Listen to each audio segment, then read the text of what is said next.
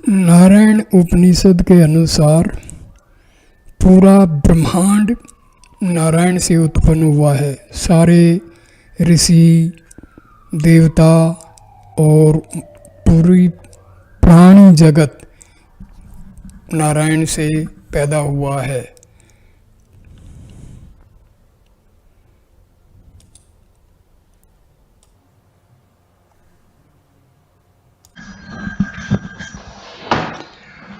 ओम भूर्भुवः स्वः तत्सवितुर्वरेण्यं भर्गो देवस्य धीमहि धियो यो नः प्रचोदयात्। शांति शांति शांति। नमस्ते मेरे प्यारे दोस्तों, इस वीडियो में मैं नारायण उपनिषद का विस्तृत वर्णन करने जा रहा हूँ। यह लघुकाय उपनिषद कृष्ण यजुर्वेदीय परंपरा से संबद्ध है। इसे नारायण अथर्वशीर उपनिषद भी कहा जाता है। इस उपनिषद में चारों वेदों का उपदेश सार शिर मस्तिष्क के रूप में वर्णित है। सर्वप्रथम नारायण से ही समस्त चेतन अचेतन के प्राकट्य का वर्णन किया गया है। तत्पश्चात नारायण की सर्वात्मकता सभी की आत्मा के रूप में का विवेचन है। तदुपरांत नारायण के अष्टाक्षर मंत्र ओम नमो नारायणाय की विवेचना है। इसके पश्चात नारायण और प्रणव ओमकार की ऐक्यता तथा अंत में इस उपनिषद के अध्ययन करने का प्रतिफल बताया गया है, जिसमें कहा गया है कि इस लघुकाय संक्षिप्त उपनिषद के अध्ययन करने से चारों वेदों के पाठ का पुण्य लाभ प्राप्त हो जाता है। शांति पाठ। ओम सह नाववतु इति ही शांति।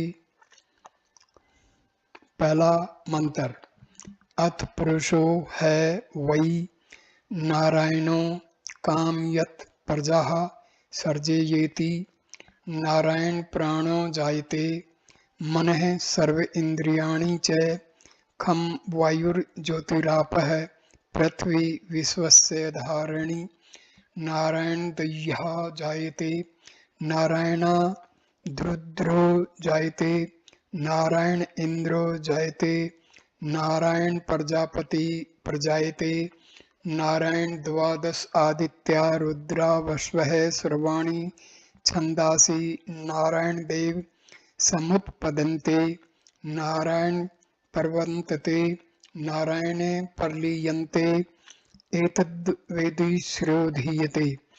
उन पुरुष रूप भगवान नारायण ने संकल्प किया कि मैं प्रजा जीवों की सृष्टि करूं। अतः उन्हीं के द्वारा समस्त जीवों की उत्पत्ति हुई। नारायण से समष्टिगत प्राण का प्रादुर्भाव हुआ। उन्हीं के द्वारा मन और समस्त इंद्रियां उत्पन्न हुई।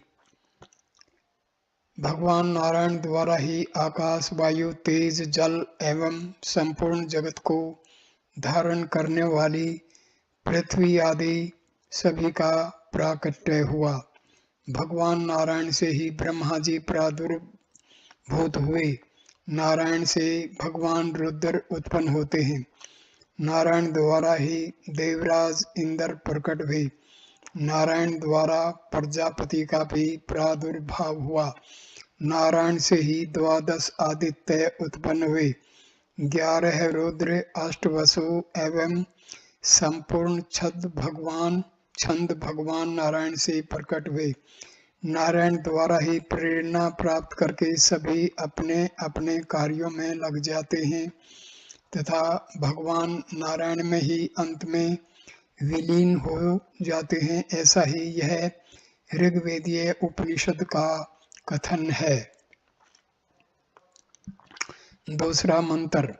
अथ नित्यो नारायणः ब्रह्मा नारायणः शिवश्च नारायणः शक्रश्च नारायणः कालश्च नारायणः दिशश्च नारायणः विदिशश्च नारायणः ऊर्ध्वं च नारायणः अधश्च नारायण अंतर्बहिश्च नारायण नारायण एवेदं सर्वं यद्भूतं यच्च भव्यं निष्कलंको निरंजनो निर्विकल्पो निराख्यातः शुद्धो देव एको नारायणो न द्वितीयो अस्ति किंचित् यः एवं वेद सः विष्णुरेव भवति सः विष्णुरेव भवति एतद् यजुर्वेदी श्रोधीते। भगवान नारायण ही नित्य शाश्वत हैं। ब्रह्मा जी भी नारायण हैं। भगवान शिव एवं देवराज इंद्र भी नारायण हैं। काल और दिशाएं भी नारायण हैं। विदिशाएं दिशाओं के मध्य के कोण भी नारायण हैं। ऊर्ध्व भी नारायण और अध भी नारायण है। अतः एवं बाह्य भी नारायण है। जो कुछ हो गया है और जो कुछ हो रहा है तथा जो होने वाला है वह सभी कुछ भगवान नारायण ही है। नारायण ही एकमात्र निष्कलंक निरंजन निर्विकल्प अनिर्वचनीय और विशुद्ध देव हैं। उनके अतिरिक्त अन्य दूसरा कोई नहीं। जो मनुष्य ऐसा जानता है वह स्वयं विष्णु में हो जाता है, वह विष्णु ही हो जाता है। ऐसा ही यजुर्वेदीय उपनिषद का कथन है।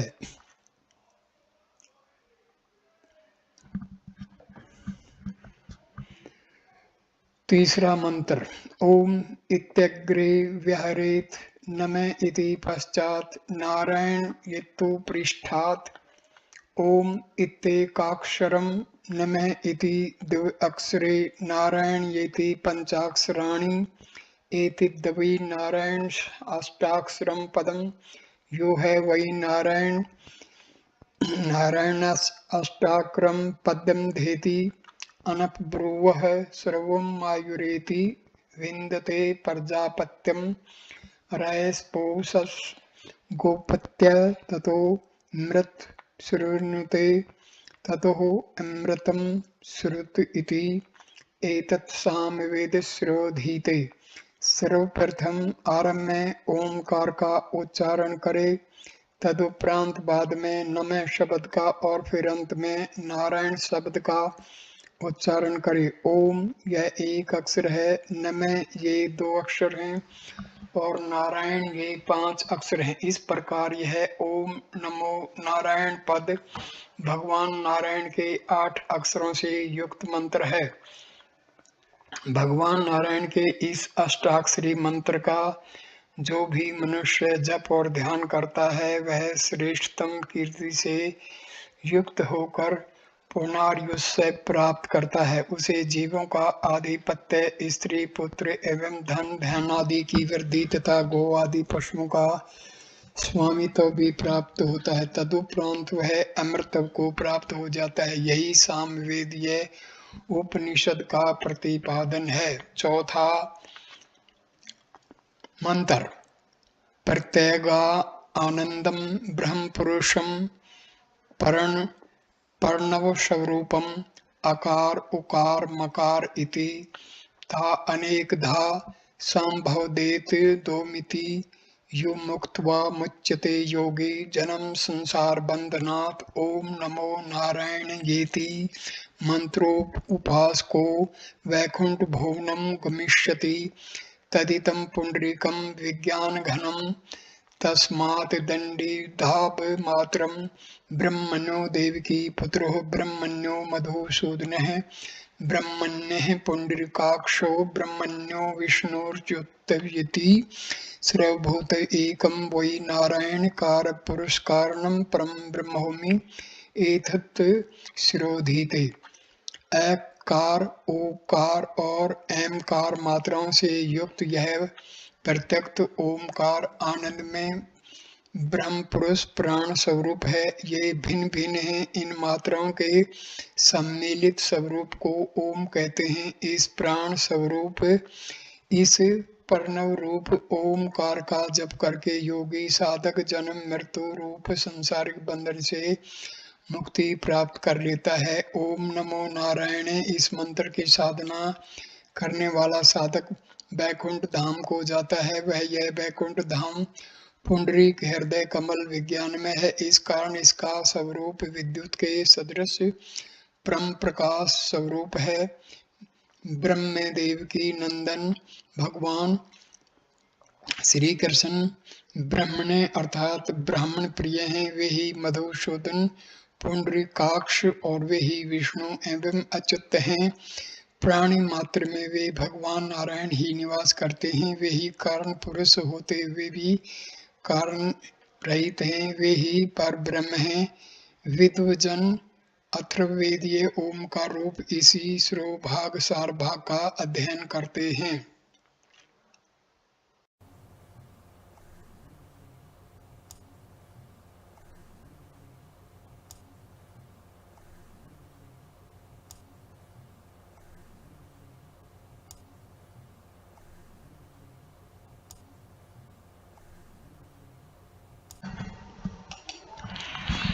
पांचवा मंत्र।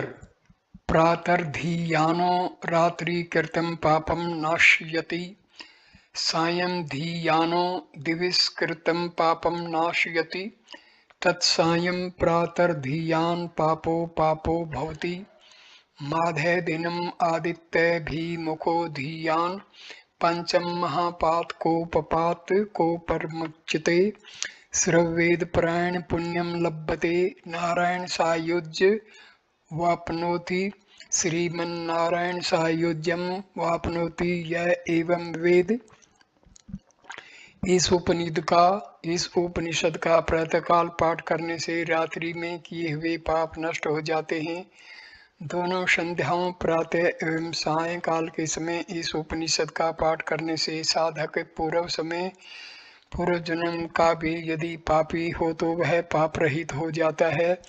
मध्याह्न के समय भगवान भास्कर की ओर अभिमुख होकर पाठ करने से मनुष्य 5 महापातकों एवं उपपातकों से सदैव के लिए मुक्त हो जाता है।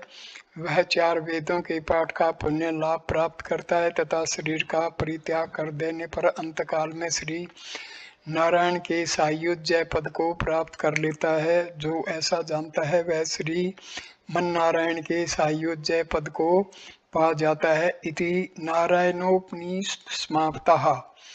यहाँ पर ये उपनिषद समाप्त हो जाता है और इसके साथ ये वीडियो भी पूर्ण हो जाता है। नमस्कार दोस्तों।